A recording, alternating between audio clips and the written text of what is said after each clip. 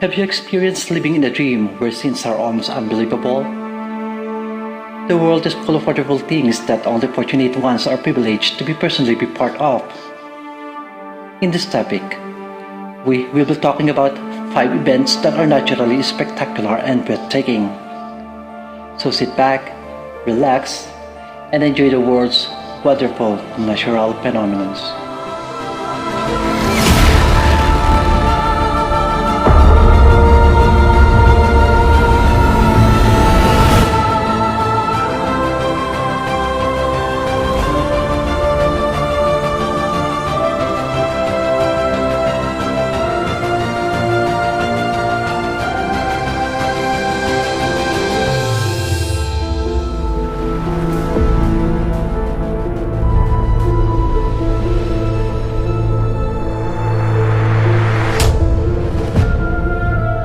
Under the night sky of the Earth's poles lie the spectacular display of lights. These waves of bright, colorful, glowing displays are called aurora or the polar lights. These are most often seen at high latitudes like Alaska, Canada, northern Scandinavia, Greenland, Siberia, and Iceland, and during maxima in the solar cycle. This phenomena is mainly caused by the sun. Sun produces solar storms that eject through our solar system at a very high speed via solar winds. Once this bubble of solar storm reaches the Earth's magnetic field, it injects it with energy that launches electrons into the Earth's atmosphere at the poles.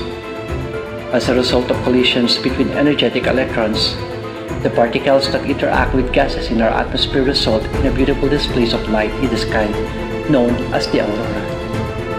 Now let us enjoy the light show.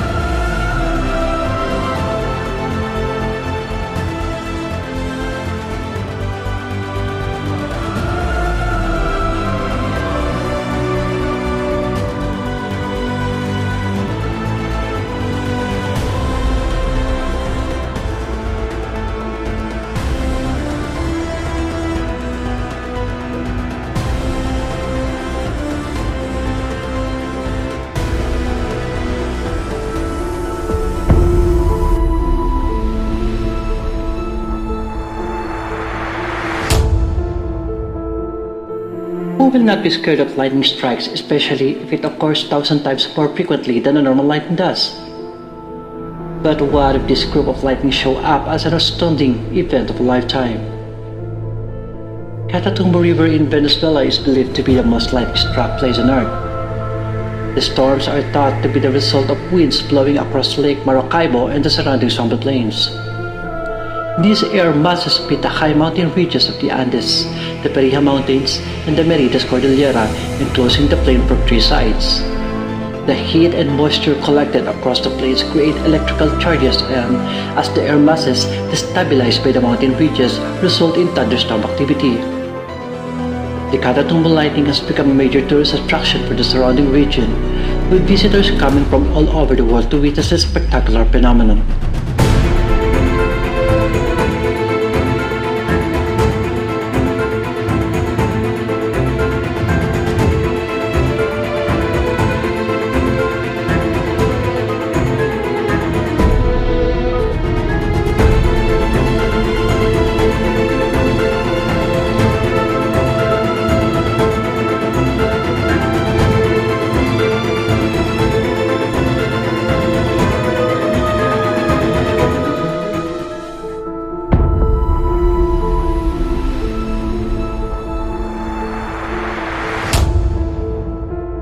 Beaches are famous for their beautiful sand and scenery's daylight.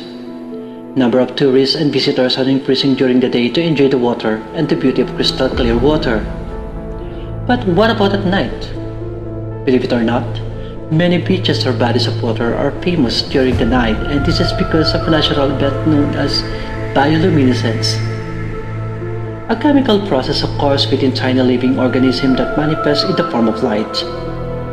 The principal chemical reaction in bioluminescence involves a light-emitting molecule and enzyme, generally called luciferin. The enzyme catalyzes the oxidation of the luciferin. In order to enjoy bioluminescence, there has to be complete darkness around. That's why night kayaking tours are a must if you want to enjoy this phenomenon.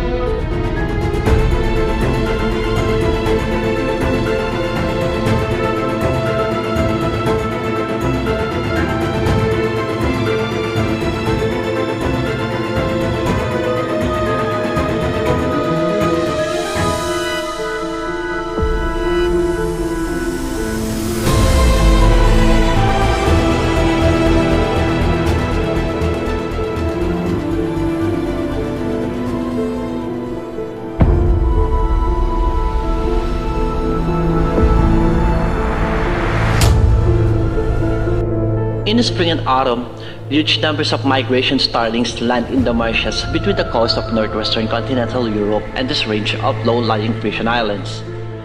Hundreds of thousands of starlings turn the sky black when they are circling around, creating fascinating formations in the air before they land at dusk in area covered with reeds.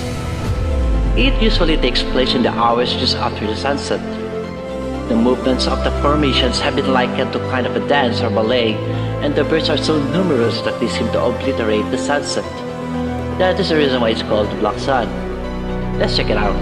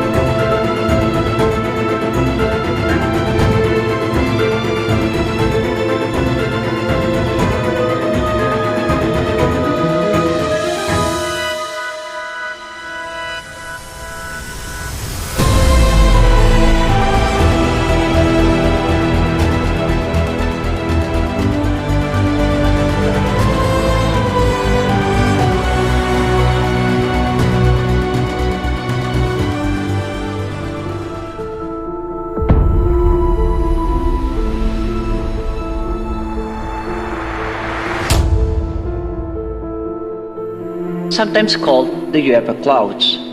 Lenticular clouds are stationary clouds that form mostly in perpendicular alignment to the wind directions at high altitudes in the sky. These clouds get their name from the fact that they're shaped like a lens or a saucer. They mostly develop among the crests and valleys of mountainous terrain. They are associated with waves and the atmosphere that form when moist air flows its force up, over and partway down a mountain top. The moist air cools, causing it condense into a disc-shaped cloud. It looks like the clouds don't break, do they? Yeah, in fact they do. Warm humid air replaces it immediately, which turns into drops again. As a result, a cloud is always nourished by the air current. But this cloud stands still, because the position of the air rate doesn't change. The cloud is continually nourished and continually deteriorates, and it looks like it stands still.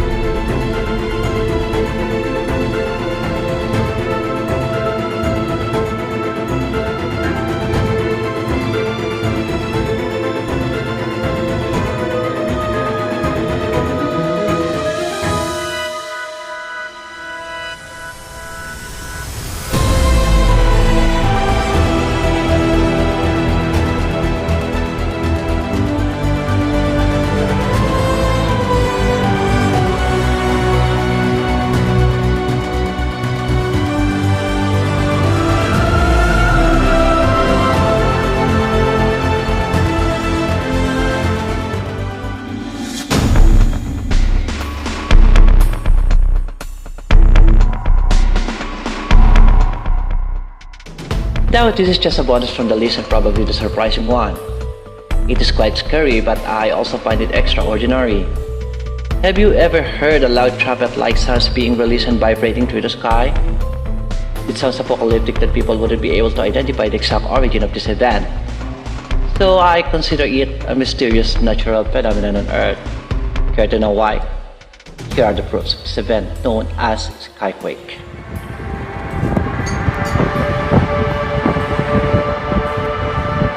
سلام يا جماعة.